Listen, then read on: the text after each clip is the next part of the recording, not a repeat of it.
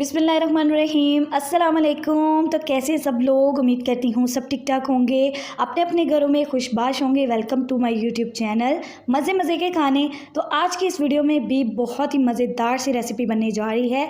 तो आज मैं आप लोगों के साथ शेयर करने वाली हूँ बहुत ही मज़ेदार सी चटपटी दाल माश। आज आप लोगों को अपने स्टाइल में बनाना सिखा रही हूँ।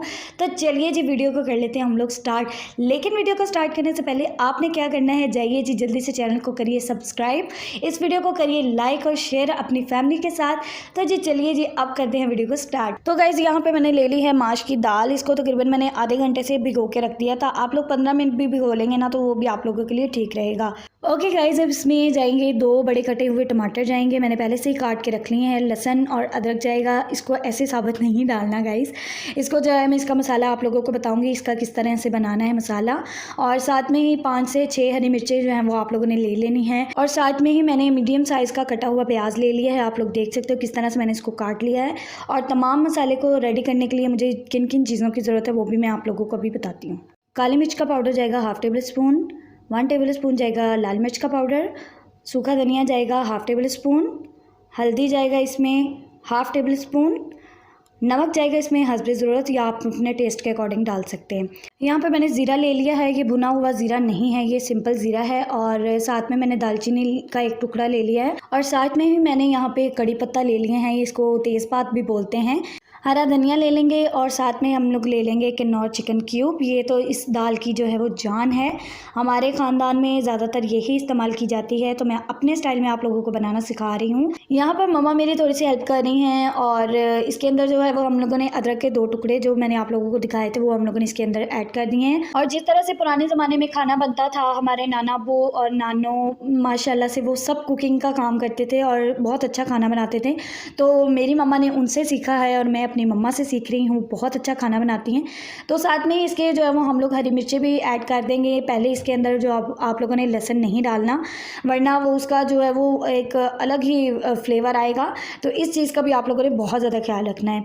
तो आप लोगों को बता रही थी कि जिस तरह से मेरी मम्मा ने अपने बाबा से खाना सीखा है, वो भी बहुत अच्छी कुकिंग करते थे और मेरी नानो भी बहुत अच्छी कुकिंग करती थी। तो जी साथ साथ हम लोग मसाले भी ऐड करते जाएंगे। हल्दी हम लोगों ने इसके अंदर जो है वो ऐड कर देनी है। और साथ साथ आपको बात भी बताती जा रही हूँ, पुराने ज़माने में ऐसे ही औरतें अपने घर में खाना बनाया करती थी। मसाले को अच्छी तरह से मिट्टी की जो कुंडी होती है उसके अंदर बनाती थी और फिर उसका इतना अच्छा फ्लेवर आता था। और अब इसके अंदर हम लोग जो है वो लहसुन भी ऐड कर देंगे। लास्ट पे आप लोगों ने लहसुन ऐड करना है इसके अंदर। फिर बाकी के मसाला जात हम लोग इसमें बाद में ऐड करेंगे। हमारी फैमिली में जितने भी मेम्बर्स हैं, जो हमारे रिलेटिव्स हैं, वो भी हमारा खाना खा के बहुत ज़्यादा तारीफ़ करते हैं कि आप लोग खाना वाकई बहुत अच्छा बनाते हो। तो जी साथ साथ हम लोग काम भी करेंगे। और साथ में इसमें जाएगा सूखा धनिया। आप लोग देख सकते हो सूखा धनिया भी इसके अंदर जो है वो ऐड कर देंगे।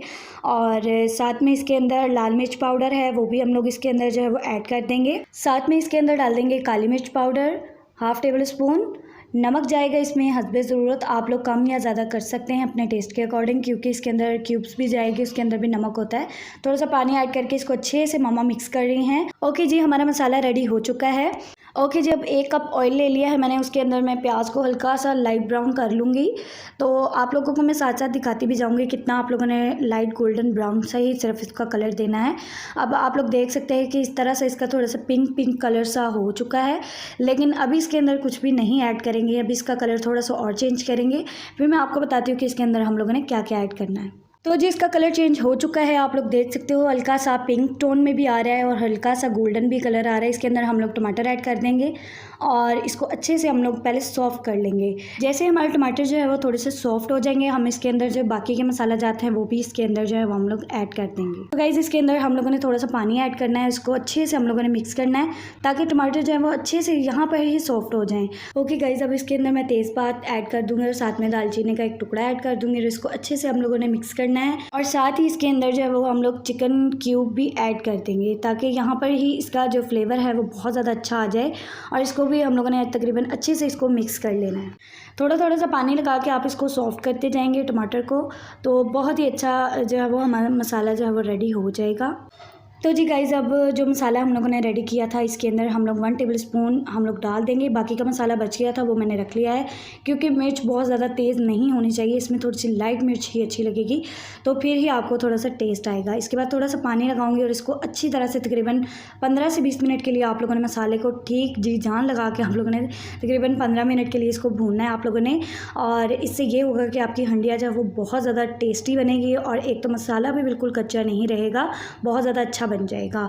तो जी इसको तकरीबन मैंने 15 मिनट लगा के भून लिया है, आप लोग देख सकते हो। ओके गाइज़, मसाला रेडी हो चुका है। अब इसके अंदर जो है हम लोग दाल ऐड कर देंगे। जो हम लोगों ने दाल भिगो के रखी थी इसका पानी मैंने निकाल लिया है, और दाल इसके अंदर जो है वो हम लोग ऐड कर रहे हैं। अगर तो आप लोगों ने दाल पहले से भिगो के रखी हुई है तो इसको पानी आप लोग बहुत कम लगाएंगे। अगर आप लोगों ने देर से नहीं भिगोई है तो आप इसको पानी थोड़ा सा ज़्यादा भी लगा सकते हैं। मैंने तकरीबन 1 गिलास से कम ही पानी लगाया है, और जितनी मुझे ज़रूरत थी मैंने उतना ही पानी लगाया। आप लोग देख के फिर ही लगाइएगा, आप लोग कितनी दाल बना रहे हैं, कितनी क्वांटिटी में चीज़ बन रही है, ठीक है। आप लोग अपने हिसाब से भी लगा सकते हैं। अब मैं इसको प्रेशर को कर दूँगी बंद, और एक सीटी आने तक का इसका वेट करूँगी। तकरीबन 5 मिनट ही इसको मैं लगाऊँगी, बहुत ज़्यादा इसको नहीं लगाऊँगी, क्योंकि फिर बहुत ज़्यादा गल जाएगी और वो मुझे वैसी वाली दाल नहीं चाहिए। ओके गाइज़, 5 मिनट हो चुके हैं, इसको एक सीटी आ गई है, इसकी मैंने सीटी उतार दी है। अब प्रेशर खोल के आप लोगों को मैं दिखाती हूँ।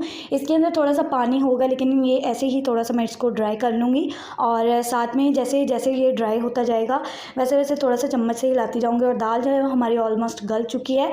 हम लोग जो है वो ज़्यादातर खाने जो है वो प्रेशर में ही बनाते हैं, क्योंकि एक तो बहुत जल्दी बन जाते हैं और टाइम भी ज़्यादा नहीं लगता है। माशाल्लाह से हमारी दाल जो है वो रेडी हो चुकी है। इसके ऊपर धनिया थोड़ा सा हम लोग डाल देंगे, और माशाल्लाह माशाल्लाह हमारी दाल जो है वो बहुत ज़्यादा अच्छी लग रही है। आप लोग मुझे कमेंट करके ज़रूर बताइएगा जिसको ये वाली दाल पसंद है। नीचे आप लोगों ने मुझे ज़रूर कमेंट में बताना है, और मुझे बहुत ज़्यादा अच्छा लगेगा।